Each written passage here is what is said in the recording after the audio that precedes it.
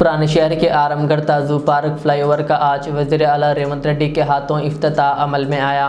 इस प्रोग्राम में हैदराबाद के रुकन पार्लियामेंट असदुद्दीन ओवैसी, कायद मुक़न्नना मजलिस अकबरुद्दीन अवैसी, वज़ीर पुन्नम प्रभाकर और दीगर मजलिसी व कांग्रेसी कायदीन मौजूद थे। 6 लाइन का ये फ्लाईओवर तकरीबन शहर का दूसरा बड़ा फ्लाईओवर है, जिसकी मजमूई लागत 799 करोड़ रुपए रही।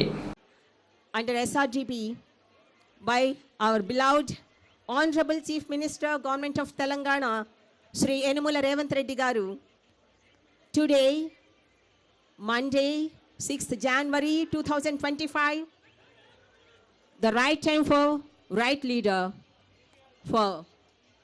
to claim right all people, all citizens. Honorable Minister for Transport and BC Welfare, Hyderabad District Incharge Minister Sri Ponnam Prabhakar Garu, alage Government Chief Whip, Legislative Council Sri Patna Mahendra Reddy Garu,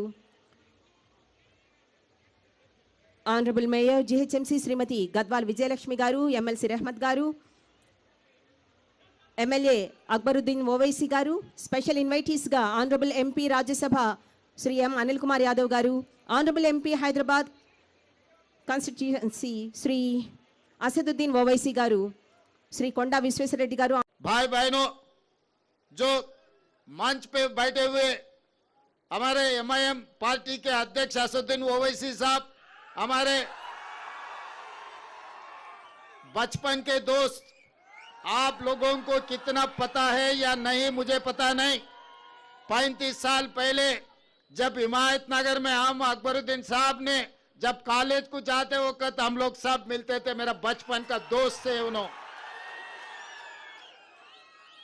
आज सलार साहब ने जो वादा किया था आप लोगों से जोड़कर ये शहर तरक्की करने के लिए सलार साहब ने जो कोशिश किया, उनके वादों पे आज असदुद्दीन ओवैसी साहब, अकबरुद्दीन ओवैसी साहब ये हैदराबाद तरक्की के लिए जितना मेहनत कर रहा है, पूरा दिल लगा के हैदराबाद शहर को आगे ले जाने के लिए कोशिश कर रहा है।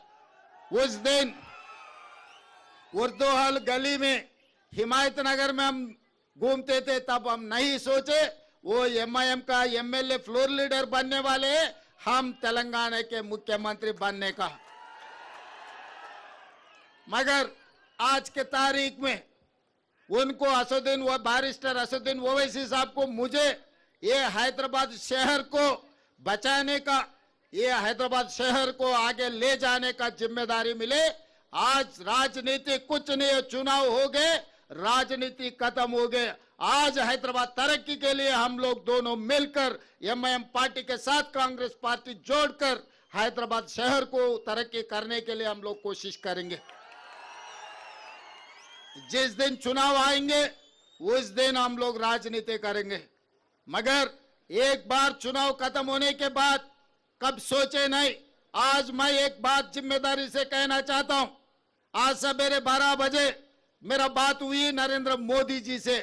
चेरलपल्ली टर्मिनल स्टेशन का इनाग्रेशन था, जो में प्रधानमंत्री जी आए थे, तो मैं प्रधानमंत्री जी से गुजारिश किए, हमारा मेट्रो रेल जिस दिन कांग्रेस सरकार ने बनाया, हिंदुस्तान में दूसरे मेट्रो रेल था।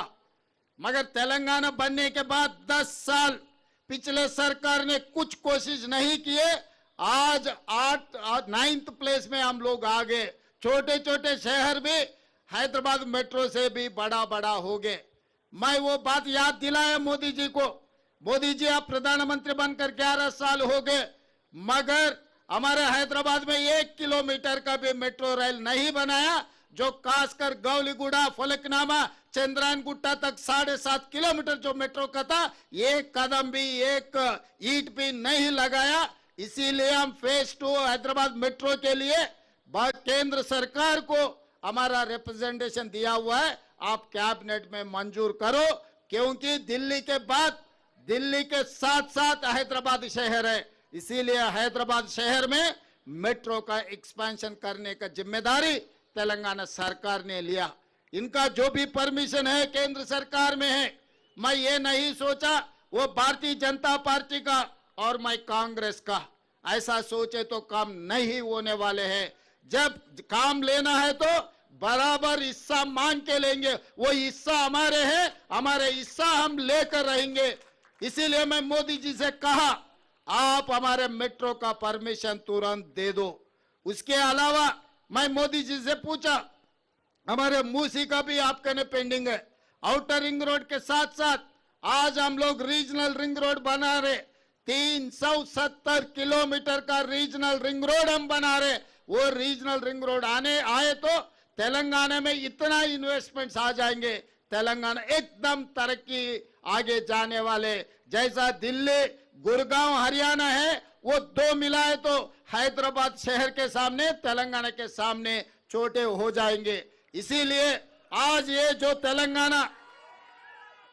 तेलंगाना युवता को जो बेरोजगार है, जिसको नौकरी नहीं है, सबको नौकरी मिलना है, सब तरक्की करना है तो रीजनल रिंग रोड भी बनाना है। रीजनल रिंग रोड के साथ रीजनल रिंग रेल भी हम मांगा था नरेंद्र मोदी जी से।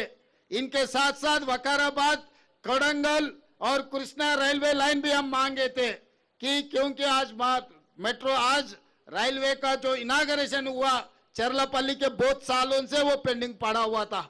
मैं जब एमपी था तब भी पार्लियामेंट में मैं आवाज उठाए तो काम नहीं हो रहा था।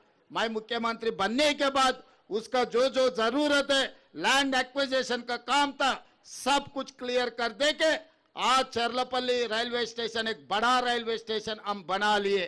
तो इसीलिए अगर हैदराबाद और तेलंगाना राज्य का तरक्की के लिए मोदी जी से लड़ना है तो मोदी जी से लड़ूंगा। असदुद्दीन ओवैसी साहब से मिलना है तो असदुद्दीन ओवैसी साहब से मिलकर हैदराबाद शहर को तरक्की करने में मैं कोशिश करूंगा।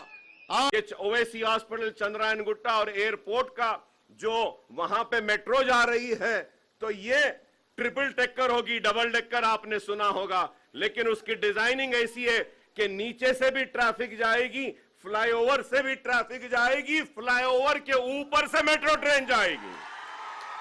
तो इसके लिए भी मैं शुक्रिया अदा करूंगा और कहूंगा कि काम होते रहे हैं, होते रहेंगे।